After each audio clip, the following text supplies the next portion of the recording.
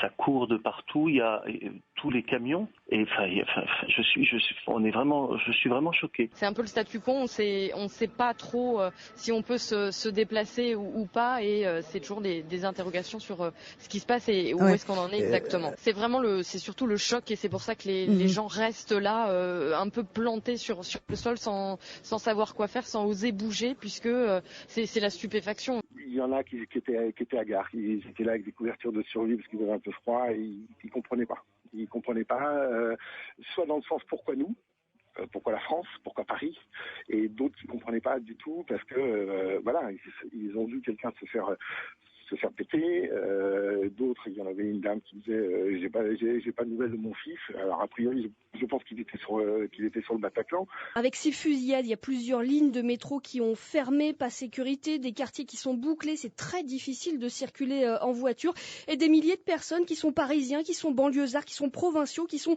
bloqués dans ces quartiers où ont lieu les fusillades et qui errent un petit peu partout dans Paris, un sentiment d'insécurité, un sentiment que ça se tire un petit peu partout, que ça peut encore tirer un peu partout. Il y a des centaines d'internautes sur Twitter qui se manifestent, qui proposent des abris et donc déjà des centaines d'habitants qui ouvrent leurs portes ce soir à toutes les personnes qui sont dans ce sentiment d'insécurité. Tout à l'heure au café, je vais faire la bise à un musulman, Kader.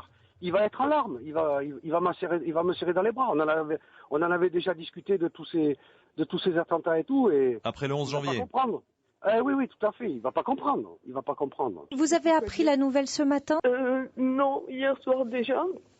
Mais je ne réalisais pas encore. Et puis ce matin, en écoutant votre radio, j'ai eu donc l'information par rapport à l'ampleur que ça a pris, aux dégâts occasionnés.